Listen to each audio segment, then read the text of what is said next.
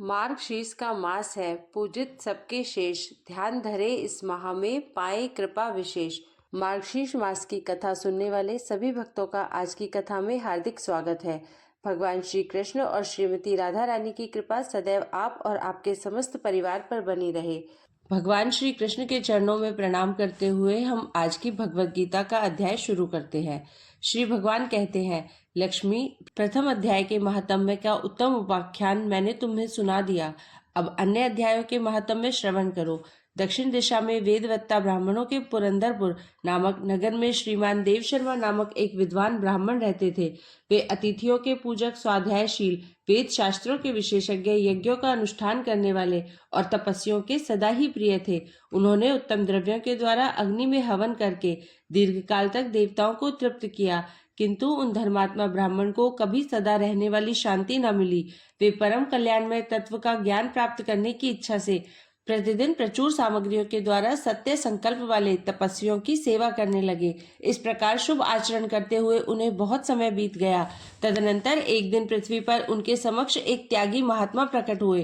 वे पूर्ण अनुभवी, आकांक्षा रहित, नासिका के अग्रभाग पर दृष्टि रखने वाले तथा शांत चित्त थे।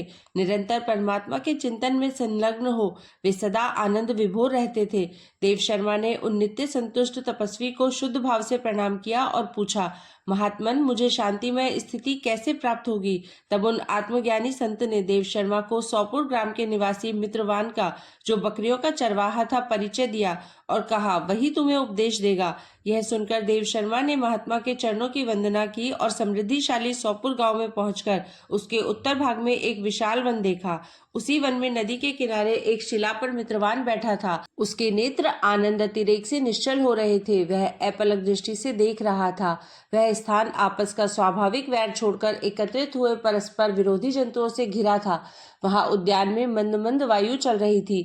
मृगों के झुंड शांत भाव से बैठे थे और मित्रवान दया से भरी हुई आनंदमय मनोहारिणी दृष्टि से पृथ्वी पर मानो अमृत छिड़क रहा था।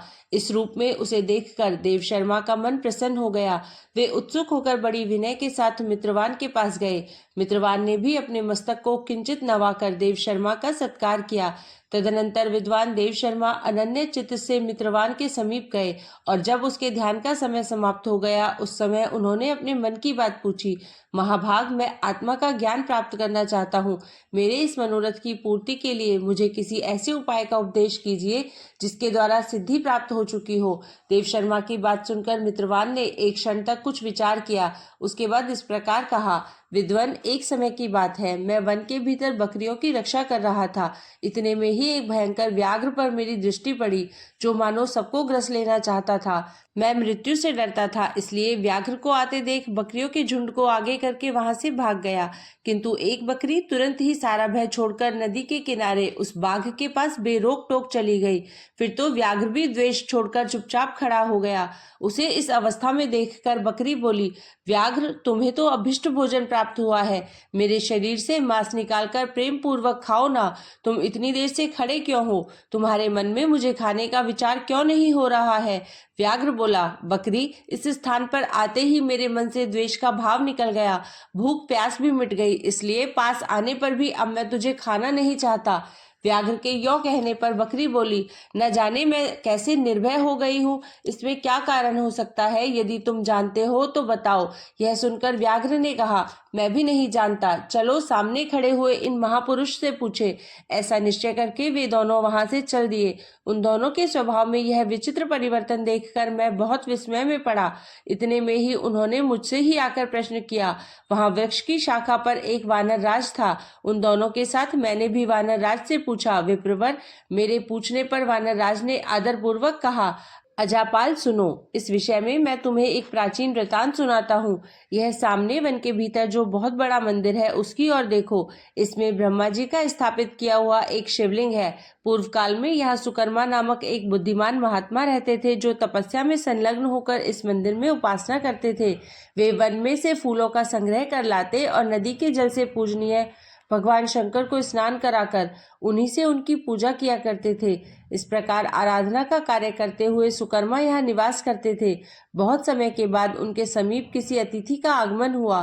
सुकर्मा ने भोजन के लिए फल लाकर अतिथि को अर्पण किया और कहा, विद्वान, मैं केवल तत्व ज्ञान की इच्छा से भगवान शंकर की आराधना करता हूँ।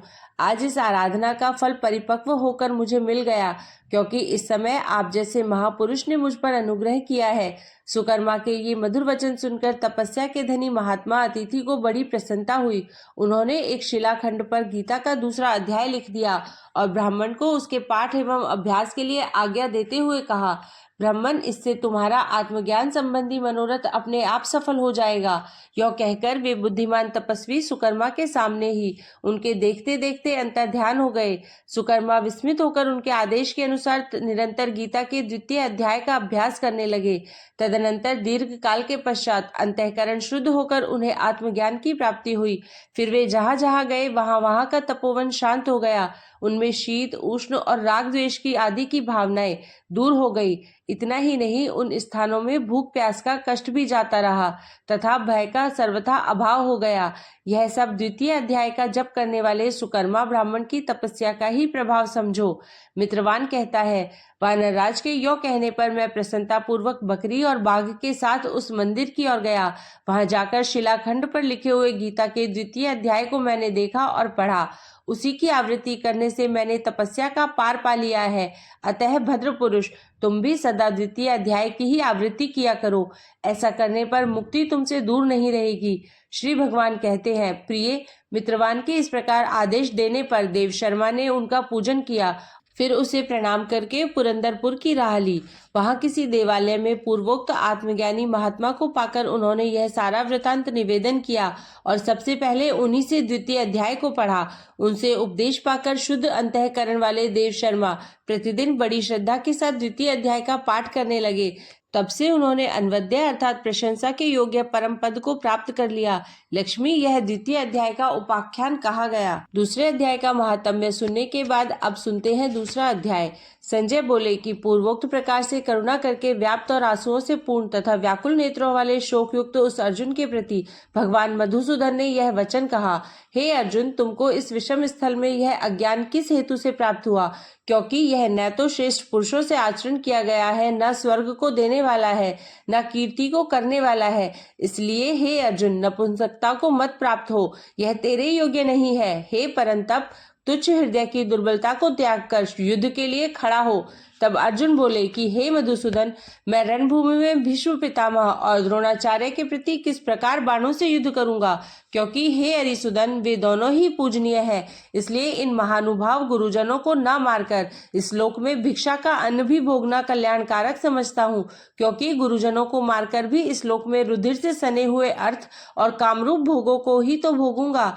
और हम लोग यह भी नहीं जानते कि हमारे लिए क्या करना श्रेष्ठ है, अथवा यह भी नहीं जानते कि हम जीतेंगे या हमको वे जीतेंगे। और जिनको मारकर हम जीना भी नहीं चाहते, वे ही धृतराष्ट्र के पुत्र हमारे सामने खड़े हैं। इसलिए कायरता रूप दोष करके उपहत हुए स्वभाव वाला और धर्म के विषय में मोहित चित्त हुआ मैं आपसे पूछता हूँ, जो कुछ निश्चय किया हुआ कल्याणकारक साधन हो वह मेरे लिए कहिए। क्योंकि मैं आपका शिष्य हूँ, इसलिए आपके शरण हुए मेरे को शिक्षा दीजिए। क्योंकि भूमि में निष्कंटक धन धान्य संपन्न राज्य को और देवताओं के स्वामीपने को प्राप्त होकर भी मैं उस उपाय को नहीं देखता हूँ जो कि मेरे इंद्रियों के सुखाने वाले शोक को दूर कर सके। संजय बोले, हे राजन, निद्रा को जीतने वाले अर्जुन अंतर्यामी श्री कृष्ण महाराज के प्रति इस प्रकार कहकर फिर गोविंद भगवान से युद्ध नहीं करूंगा ऐसे स्पष्ट कहकर चुप हो गए। उसके उपरांत हे भरतवंशी धृतराष्ट्र अंतर्यामी श्री कृष्ण महाराज ने, हे अर्जुन, तू ना शोक करने योग्यों के लिए शोक करता है और पंडितों के से वचनों को कहता है,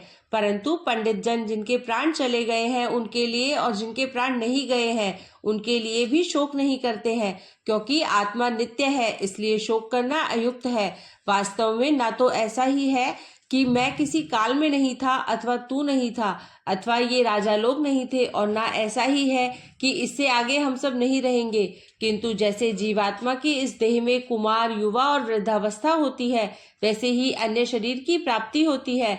उस विषय में धीर पुरुष नहीं मोहित होता है। अर्थात जैसे कुमार, युवा और जरावस्था रूप स्थूल शरीर का विकार अज्ञान से आत्मा में भासता है, वैसे ही एक शरीर से दूसरे शरीर को प्राप्त होना रूप सूक्ष्म शरीर का विकार भी अज्ञान से ही आत्मा में भासता है। इसलिए तत्व को जानने वाला धीर पुरुष इस विषय में मोहित नहीं होता है।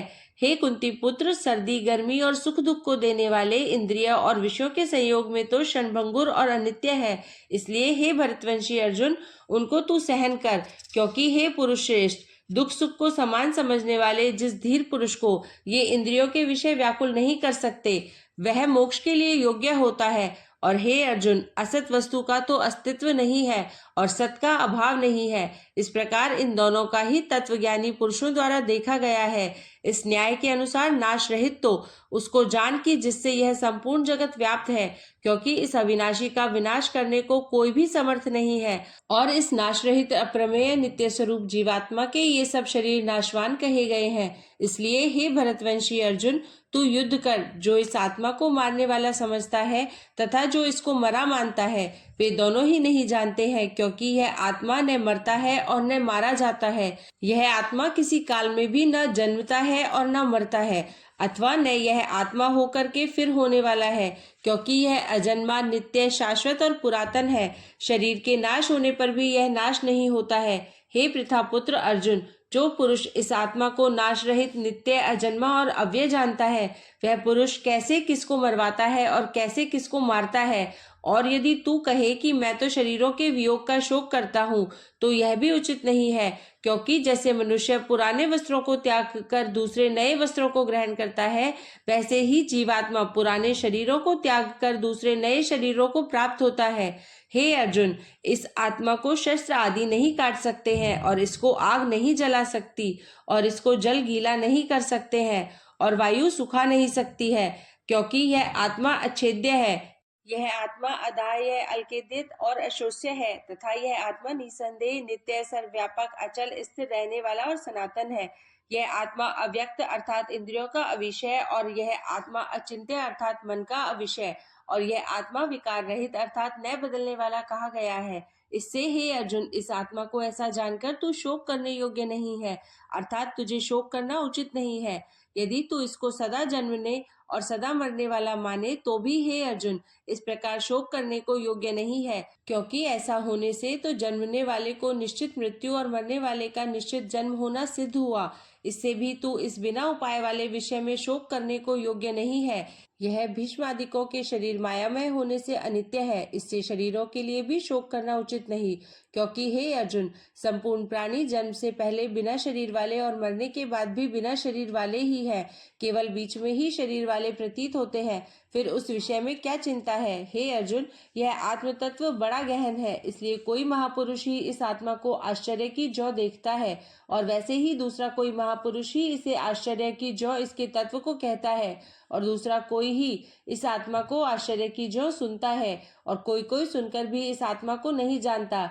हे अर्जुन, यह आत्मा सबके शरीर में सदा ही अवध्य है, इसलिए संपूर्ण भूत प्राणियों के लिए तू शोक करने के योग्य नहीं है और अपने धर्म को देखकर भी तू भय करने को योग्य नहीं है, क्योंकि धर्मयुक्त युद्ध से बढ़कर दूसरा कोई कल्याणकारक कर्तव्य क्षत्रियों के लिए नहीं है। हे पार्थ, अपने आप प्राप्त हुए और खुले हुए स्वर्ग के द्वार रूप इस प्रकार के युद्ध को भाग्यवान क्षत्रिय लोग ही पाते हैं। और यदि तू इस धर्मयुक्त संग्राम को नहीं करेगा तो स्वधर्म को और कीर्ति को खोकर पाप को प्राप्त होगा और सब लोग तेरी बहुत काल तक रहने वाली अपकीर्ति को भी कथन करेंगे और वह अपकीर्ति माननीय पुरुष के लिए मरण से भी अधिक बुरी होती है और जिनके तू बहुत माननीय होकर भी अब तुच्छता को प्राप्त होगा, वे महारथी लोग तुझे भय के कारण युद्ध से उपराम हुआ मानेंगे और तेरे वैरी लोग तेरे सामर्थ्य की निंदा करते हुए बहुत से ना कहने योग्य वचनों को कहेंगे। फिर उससे अधिक दुख क्या होगा। इससे युद्ध करना तेरे लिए सब प्रकार से अच्छा है, क्योंकि या तो मरकर स्वर्ग को प्राप्त होगा अथवा जीतकर पृथ्वी को भोगेगा। इससे हे अर्जुन, युद्ध के लिए निश्चय वाला होकर खड़ा हो। यदि तुझे स्वर्ग तथा राज्य की इच्छा ना हो तो भी सुख दुख, लाभ हानि और जय पराजय को समान समझकर उसके उपरांत युद्ध के लिए तैयार हो। इस प्रकार युद्ध करने से तू पाप को प्राप्त नहीं होगा। हे पार्थ, यह बुद्धि तेरे लिए ज्ञान योग के विषय में कही गई और इसी को अब निष्काम कर्म योग के विषय में सुन। जिस बुद्धि से युक्त हुआ तू कर्मों के बंधन को अच्छी तरह से नाश करेगा। इस निष्काम कर्म योग में आरंभ का अर्थात बीज का नाश नहीं है और उल्टा फल रूप दोष भी नहीं होता है। इसलिए इस निष्काम कर्म योग रूप धर्म का थोड़ा भी साधन जन्म मृत्यु रूप महान भय से उद्धार कर देता है। हे अर्जुन, इस कल्याण मार्ग में निश्चयात्मक बुद्धि एक ही है और अज्ञानी सकामी पुरुषों की बुद्धियां बहुत भेदों वाली अनंत होती है। हे अर्जुन, जो सकामी पुरुष केवल फलश्रुति में प्रीति रखने वाले, स्वर्ग को ही परम श्रेष्ठ मानने वाले, इससे बढ़कर और कुछ नहीं है ऐसे कहने वाले हैं, वे अविवेकी जन जन्म रूप कर्म फल को देने वाली और भोग तथा ऐश्वर्य की प्राप्ति के लिए बहुत सी क्रियाओं के विस्तार वाली इस प्रकार की जिस दिखाऊ शोभायुक्त वाणी को कहते हैं, जिस वाणी द्वारा हरे हुए चित्त वाले तथा भोग और ऐश्वर्य में आसक्ति वाले उन पुरुषों के अंतःकरण में निश्चयात्मक बुद्धि नहीं होती है। हे अर्जुन, सब वेद तीनों गुणों के कार्य रूप संसार को विषय करने वाले अर्थात प्रकाश करने वाले हैं। इसीलिए तू असंसारी अर्थात निष्कामी और सुख दुख आदि द्वंद्वों से रहित नित्य वस्तु में स्थित तथा योग क्षेम को न चाहने वाला और आत्मपरायण हो, क्योंकि मनुष्य का सब ओर से परिपूर्ण जलाशय के प्राप्त होने पर छोटे जलाशय में जितना प्रयोजन रहता है, अच्छी प्रकार ब्रह्म को जानने वाले ब्राह्मण का भी सब वेदों में उतना ही प्रयोजन रहता है। अर्थात जैसे बड़े जलाशय के प्राप्त हो जाने पर जल के लिए छोटे जलाशयों की आवश्यकता नहीं रहती, वैसे ही ब्रह्मानंद की प्राप्ति होने पर आनंद के लिए वेदों की आवश्यकता नहीं रहती। इससे तेरा कर्म करने मात्र में ही अधिकार होवे, फल में कभी नहीं, और तू कर्मों के फल की वासना वाला भी मत हो तथा तेरी कर्म न करने में भी प्रीति न होवे। हे धनंजय, आसक्ति को त्याग कर तथा सिद्धि और असिद्धि में समान बुद्धि वाला होकर योग में स्थित हुआ कर्मों को कर। यह समत्व भाव ही योग नाम से कहा जाता है। इस समत्व रूप बुद्धि योग से सकाम कर्म अत्यंत तुच्छ है।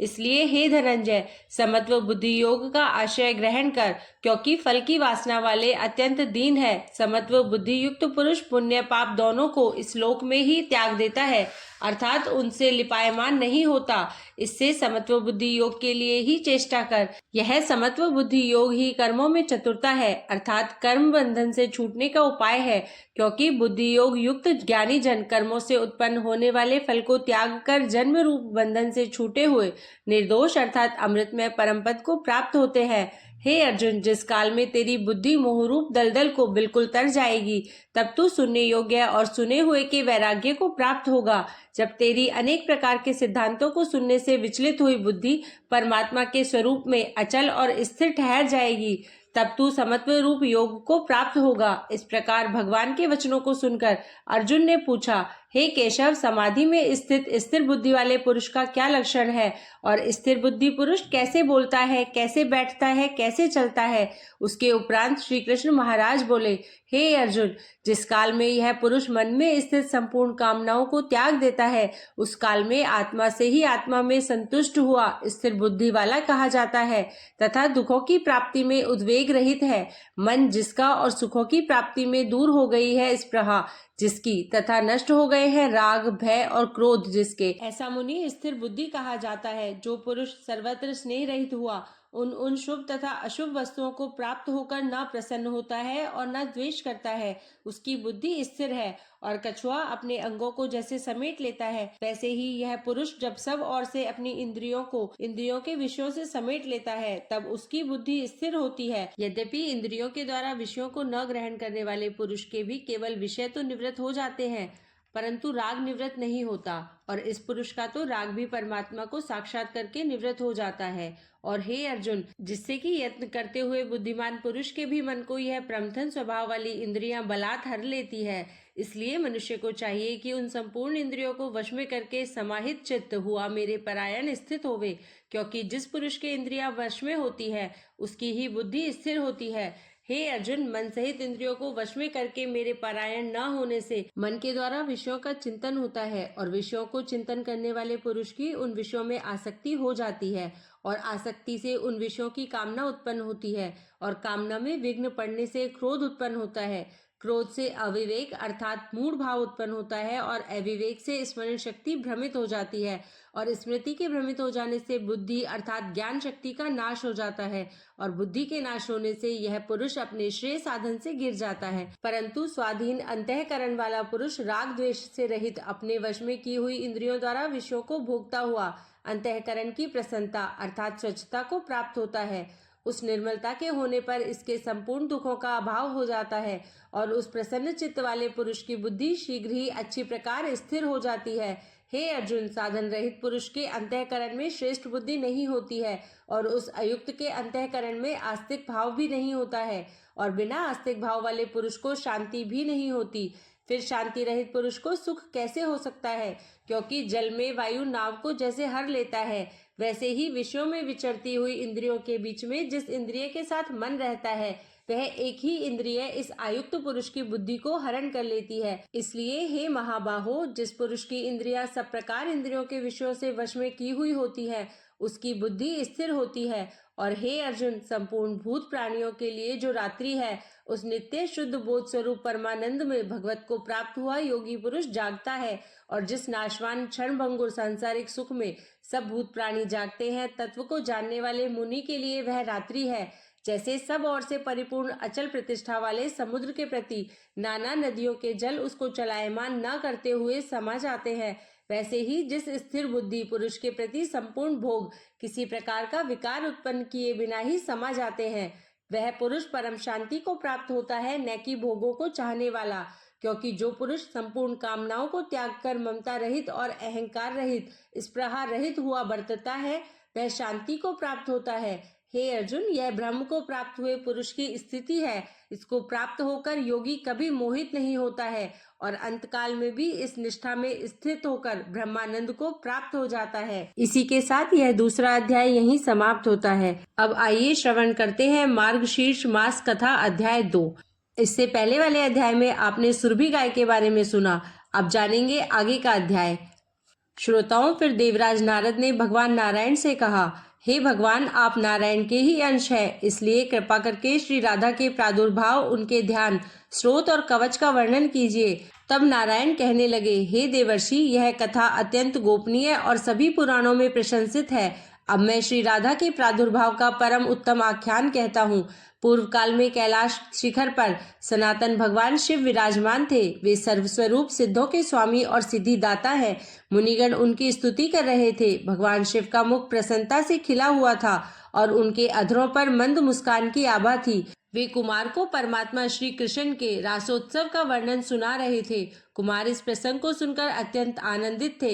श्रोताओं, उस समय रास मंडल का वर्णन चल रहा था। जब इस आख्यान की समाप्ति हुई और अपनी बात प्रस्तुत करने का समय आया, उस समय सती साध्वी पार्वती जी मंद मुस्कान के साथ अपने प्राण वल्लभ के समक्ष प्रश्न प्रस्तुत करने के लिए तत्पर हुई।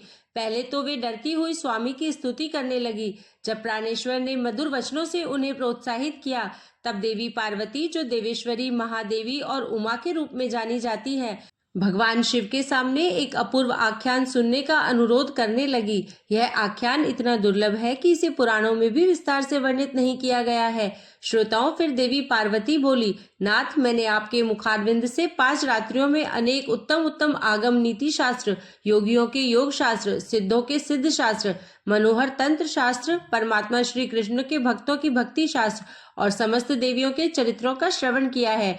अब मैं श्री राधा के उत्तम आख्यान को सुनना चाहती हूँ। श्रुति में कर्म शाखा के भीतर श्री राधा की प्रशंसा संक्षेप में की गई है, जिसे मैंने आपके मुख से सुना है। मैंने व्यास जी द्वारा वर्णित श्री राधा की महिमा भी सुनी है। पहले उपाख्यान के प्रसंग में आपने मेरी इस प्रार्थना को स्वीकार किया था और ईश्वर की वाणी तो कभी झूठी नहीं हो सकती। इसलिए आप श्री राधा के प्रादुर्भाव, ध्यान, उत्तम नाम महिमा, उत्तम पूजा विधान, चरित्र, स्रोत, कवच, आराधना की विधि और अभिष्ट पूजा पद्धति का इस समय वर्णन कीजिए।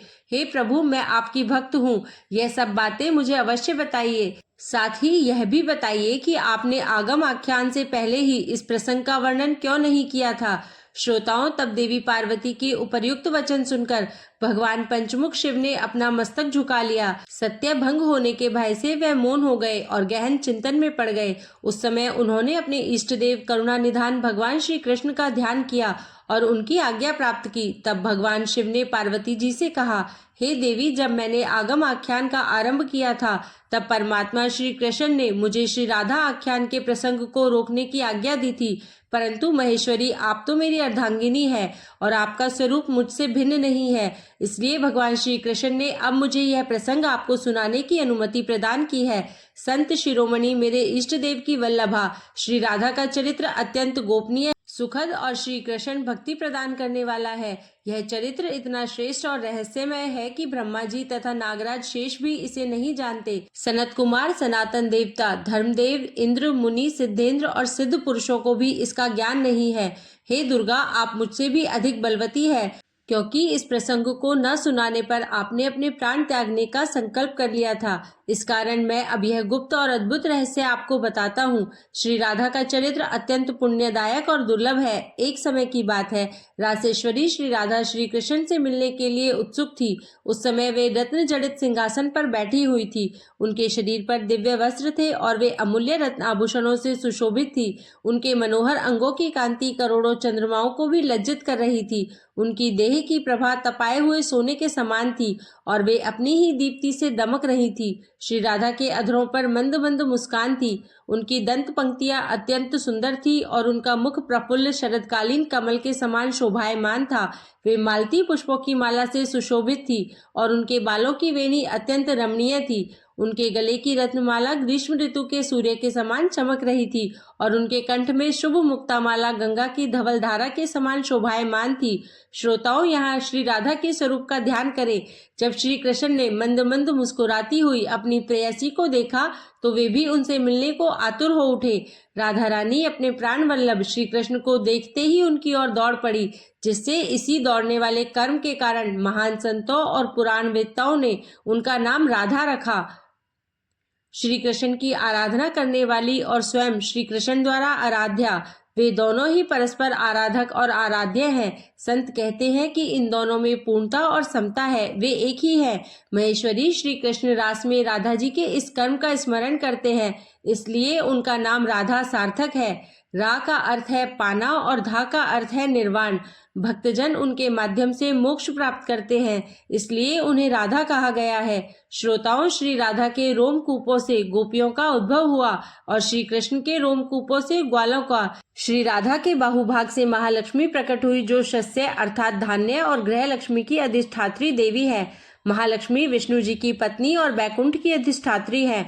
गृह लक्ष्मी, राजलक्ष्मी और समस्त ऐश्वर्य की देवी उन्हीं की अंशभूताएं हैं। श्री राधा श्री कृष्ण के हृदय में निवास करती है और उनके प्राणों की अधिष्ठात्री है। समस्त सृष्टि ब्रह्मा से लेकर एक तृण तक मिथ्या है, केवल श्री राधा कृष्ण ही परम सत्य है। वे त्रिगुणातीत परमेश्वर और प्रकृति से परे है। अपनी भक्ति से भक्तों पर अनुग्रह करने के लिए वे अलग अलग रूप धारण करते हैं। श्री राधा को एक बार सुदामा के श्राप के कारण गोलोक से पृथ्वी पर आना पड़ा। वे वृषभानु गोप के घर में अवतरित हुई, जिससे उनकी माता का नाम कलावती था। इसी प्रकार श्री राधा का यह चरित्र अद्भुत और भक्तिमय है। श्रोताओं, आज का अध्याय यही समाप्त होता है। मैं आशा करती हूँ कि आपको यह अध्याय पसंद आया होगा और यदि आप इस चैनल पर नए आए हैं तो चैनल को सब्सक्राइब कर वीडियो को लाइक एवं शेयर जरूर करें।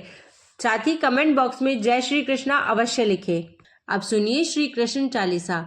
बंशी शोभित कर मधुर, नील जलद तन श्याम, अरुणधर जनु बिंब फल, नयन कमल अभिराम, पूर्ण इंद्र अरविंद मुख, पीतांबर शुभ साज, जय मनमोहन मदन छवि, कृष्ण चंद्र महाराज, जय यदुनंदन जय जगवंदन, जय वसुदेव देवकी नंदन, जय यशोदा सुत नंद दुलारे, जय प्रभु भक्तन के दृगतारे, जय नट नागर नाग नथैया, कृष्ण कन्हैया धेनु चरैया, पुनि नख पर प्रभु गिरवर धारो, आओ दीनन कष्ट निवारो, वंशी मधुर अधर तरि तेरो, होवे पूर्ण विनय यह मेरो, आओ हरि पुनि माखन चाखो, आज लाज भारत की राखो, गोल कपोल चिबुक अरुणारे, मृदु मुस्कान मोहिनी डारे, राजित राजीव नयन विशाला, मोर मुकुट वैजंती माला,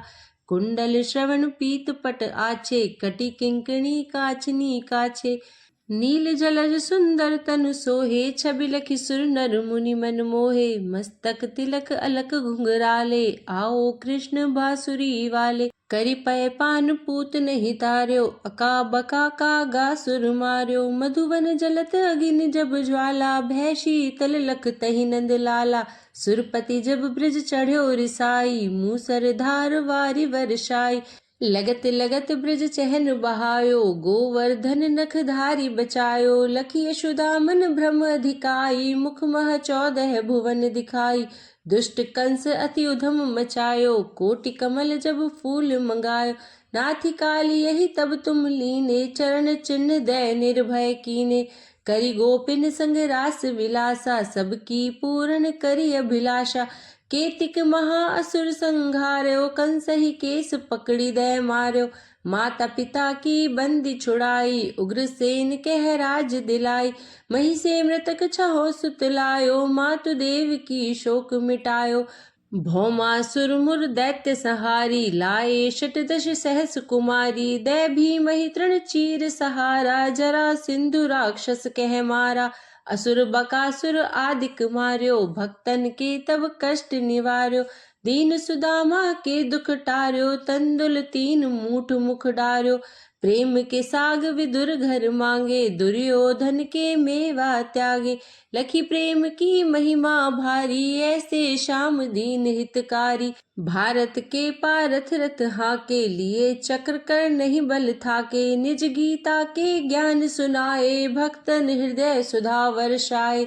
मीरा थी ऐसी मत वाली, विष पी गई बजा कर ताली। राणा भेजा साप पिटारी, शालिग राम बने बनवारी। निज माया तुम विधि ही दिखायो, उड़ते संशय सकल मिटायो। तब शत निंदा करी तत्काला, जीवन मुक्त भयो शिशुपाला। जब ही द्रौपदी टेर लगाई, दीनानाथ लाज अब जाई। तुरत ही वसन बने नंद लाला, बड़े चीर भय अरि मुँह काला। अस अनाथ के नाथ कन्हैया, डूबत भवर बचावई नैया। सुंदर दास आसुर धारी, दया दृष्टि की जय बनवारी। नाथ सकल मम कुमति निवारो, क्षमहु बेगी अपराध हमारो। खोलो पट अब दर्शन दीजिए, यह 40 कृष्ण का पाठ करे उरधारी। अष्ट सिद्धि नव निधि फल, लहे पधारत चारी। बोलिए श्री कृष्ण भगवान की जय। श्रीमती राधा रानी की जय।